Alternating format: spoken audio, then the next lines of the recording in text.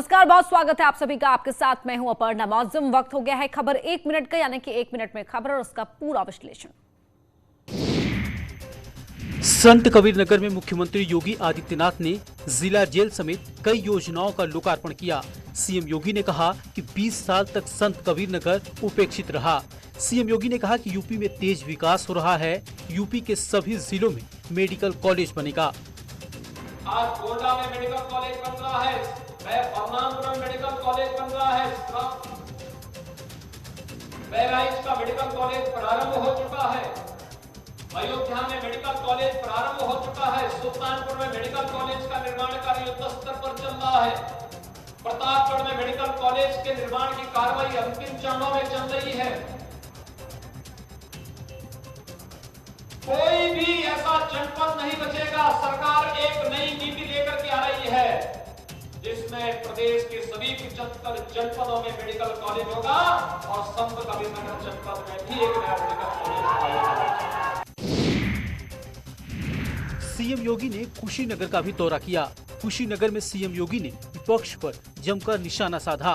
मुख्यमंत्री ने कहा कि बीजेपी राज में ही अयोध्या में राम मंदिर बन रहा है।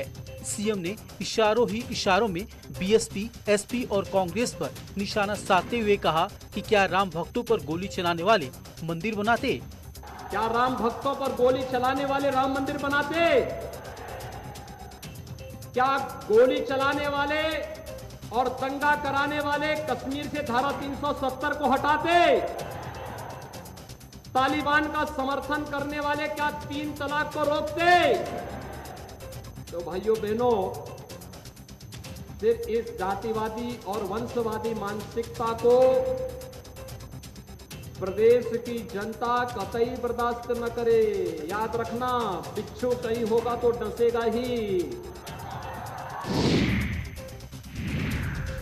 संभल से एसपी सांसद शफीकुर रहमान वर्क ने कहा कि देश में सियासी हालात बहुत खराब हैं। उन्होंने आरोप लगाया कि जो सुलूक दुश्मनों के साथ होता है वही किसानों के साथ हो रहा है। उन्होंने दावा किया कि एआईएमआईएम की पोजीशन कौम के अंदर संदिग्ध है। उन्होंने कहा कि हमने भी इस देश की आजादी के लिए कुर्बानी दी है और अगर हमारे मजहब के साथ कोई जुल्म होगा तो हम उसे बर्दाश्त नहीं करेंगे। सियासी हालात देखिए, सियासी हालात मौजूदा दौर में बहुत खराब है, बहुत खराब है हालात, इत्मीनान बख्श नहीं है। हमारा किसान आज 10वां महीना गुजर गया, वो भी इसी मुल्क के रहने वाले हैं, वो भी हमारे भाई हैं, वो किसान कोई गैर नहीं है। तो बहरहाल उनके साथ जो गैरियत बरती जा रही है, जैसे कि दुश्मन के साथ जो सुलूक होता है वो आज किसानों के साथ हो रहा है। क्यों? क्या किसान मालिक नहीं है यहाँ का? महोबा में धर्मांतरण मामले में न्यूज 18 की खबर का बड़ा असर हुआ है। जबरन धर्मांतरण मामले में न्यूज 18 पर खबर चलने के बाद केस दर्ज कर लिया गया है। धर्मांतरण के लिए 5 लाख रुपए और नौकरी का लालच देने का आरोप है। ईसाई धर्म प्रचारक पर धर्मांतरण कराने का आरोप लगा है। पनवाड़ी थाना के सिमरिया गांव का मामला है। बोले तुम्हें पानी की जरूरत नहीं है, तुम्हें ईसा मसीह और यीशु को मानना पड़ेगा, तुम्हें धर्म परिवर्तन करना पड़ेगा। तो हमने कहा ये तो नहीं करेंगे हम भाई सत्य सनातन धर्म के, हिंदू धर्म के व्यक्ति हैं। तो बोला नहीं ये सब कुछ नहीं है और यीशु को मान लो, जो भी है वो वही है, उसी के अनुयायी हैं हम सब। और फिर इसके बाद बोला कि पैसे ऐसी की दिक्कत रहती है। हमने कहा हाँ, और इस समय ना बेरोजगारी है, ना नौकरी है, ना कुछ है। तो बोला हम तुम्हें पैसे देंगे, 5 लाख रुपए देंगे और तुम्हारे परिवार को 15,000 रुपए देंगे। उन परिवार के सदस्यों का ब्रेन वॉश किया इसने और अपने धर्म ईसाई धर्म में आने के लिए इसने उन्हें लालच दिया कि वह हिंदू धर्म छोड़कर ईसाई धर्म के अनुयायी हो जाए। जैसे जैसे चुनाव नजदीक आ रहे हैं, उत्तराखंड में सियासी हलचल तेज होती जा रही है। कांग्रेस विधायक राजकुमार आज बीजेपी में शामिल हो गए। उत्तराखंड के पुरोला से राजकुमार विधायक हैं। दिल्ली बीजेपी मुख्यालय में राजकुमार की ज्वाइनिंग हुई। इस दौरान उत्तराखंड सीएम पुष्कर सिंह धामी और राज्यसभा सांसद अनिल बलूनी भी मौजूद रहे। नहीं, भारतीय जनता पार्टी से मैं प्रभावित हुआ हूँ, इसलिए भारतीय जनता पार्टी में आया हूँ और मुझे सेवा करनी है और भारतीय जनता पार्टी ही मुझे उपयुक्त लगी है, तो मुझे भारतीय जनता पार्टी में मैं आया हूँ। जैसे जैसे चुनाव नजदीक आते जा रहे हैं, तमाम दलों के नेता, निर्दल विधायक भी बीजेपी को पकड़ रहे हैं। कोई नहीं, मैं तो उस हिसाब से नहीं आया हूँ, मैं तो सिर्फ सेवा के भाव से आया हूँ। किससे प्रभावित होकर बीजेपी मैं प्रधानमंत्री जी से प्रभावित होकर। तो जो महत्वाकांक्षा है सिर्फ इतनी है कि उत्तराखंड में अनुसूचित जाति की बात को राष्ट्रीय स्तर पर ले जाने का मेरा संकल्प है। धन्यवाद सर आपको। कैमरा पर्सन अपू पाठक के साथ राजीव तिवारी, न्यूज 18 दिल्ली। किसान नेता राकेश टिकैत बादा पहुंचे। मीडिया से बातचीत में राकेश टिकैत ने कहा कि किसान आंदोलन तब तक चलता रहेगा जब तक किसानों को उसकी फसल का दोगुना दाम नहीं मिल जाता। उन्होंने कहा कि पीएम मोदी ने किसानों की आमदनी दोगुनी करने का वादा किया था, इसलिए जब ये लोग आएंगे इलेक्शन में वोट मांगने तो उनसे इस बारे में जरूर पूछें। और इनको बताना है, प्रधानमंत्री ने घोषणा करी थी कि 2022 में आमदनी दुगनी होगी किसान की। तो इनको बताना है कि 1 जनवरी से फसलों के रेट दुगने होंगे। आपके पास में लोग इलेक्शन के लिए आएंगे, आप उनसे वोट के लिए जब बात करोगे तो ये भी कहना कि प्रधानमंत्री ने दुगने रेट की बात करी, आमदनी दुगनी होगी। तो 1 जनवरी से बिकने वाली हर फसल दुगने रेट पे बेचना है हमको।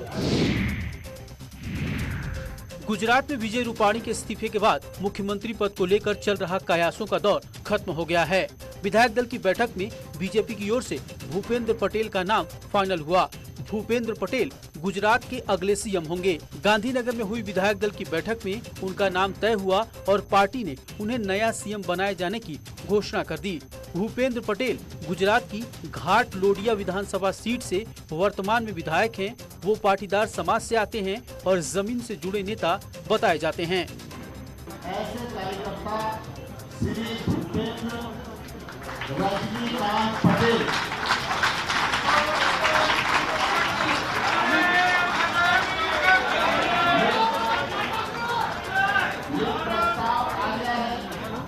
प्रस्ताव का समर्थन हो गया है।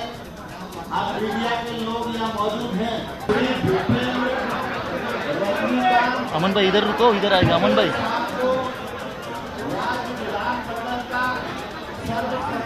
ये देखो आए इधर। यही रुको। कांग्रेस महासचिव प्रियंका गांधी रायबरेली के दौरे पर हैं। प्रियंका ने यहां पार्टी के नेताओं और कार्यकर्ताओं के साथ बैठक की और 2022 के विधानसभा चुनाव को लेकर रणनीति पर चर्चा की। बताया जा रहा है कि जिला कमेटी और शहर कमेटी के पदाधिकारियों के साथ बैठक हुई है। कांग्रेस महासचिव प्रियंका गांधी आज 1 दिवसीय दौरे पर रायबरेली पहुंची हैं। प्रदेश संगठन के साथ मैराथन बैठक करने के बाद प्रियंका रायबरेली में भी अपने कार्यकर्ताओं और पार्टी पदाधिकारियों के साथ मैराथन बैठक कर रही है। रायबरेली में कांग्रेस महासचिव प्रियंका गांधी के स्वागत के लिए कांग्रेसियों ने बरछवा से लेकर भुए मऊ तक होर्डिंग से शहर को पाट दिया था। कांग्रेस महासचिव प्रियंका गांधी का बरछवा के चुरुआ मंदिर पर कांग्रेसियों ने स्वागत किया, जिसके बाद प्रियंका ने हनुमान मंदिर में पूजा अर्चना भी की। कानपुर में पुलिस ने एक ऐसे चोर को पकड़ा है जो गर्लफ्रेंड के लिए चोरी करता था। पुलिस के मुताबिक ये चोर MBA का छात्र है और पार्ट टाइम जॉब भी करता है। कानपुर सेंट्रल रेलवे स्टेशन पर GRP पुलिस ने चोर को गिरफ्तार किया। उसके पास से भारी मात्रा में ज्वेलरी और 4 लाख का कीमती सामान बरामद हुआ है। पुलिस के मुताबिक वो राजधानी एक्सप्रेस में सफर कर रहे यात्रियों का बैग पार कर देता था। VVIP ट्रेनों में लूट करने वाला लुटेरा पुलिस के हत्थे चढ़ गया। पूछताछ में सबसे बड़ा ये खुलासा हुआ कि पकड़ा गया लुटेरा MBA का छात्र था और अपनी महिला मित्र को खुश करने के लिए वो लुटेरा बना। आज भले ही वो सलाखों के पीछे है, मगर उसे अपनी गलती का एहसास है और बार बार एक ही चीज दोहरा रहा है कि क्या से क्या हो गया तेरे प्यार में।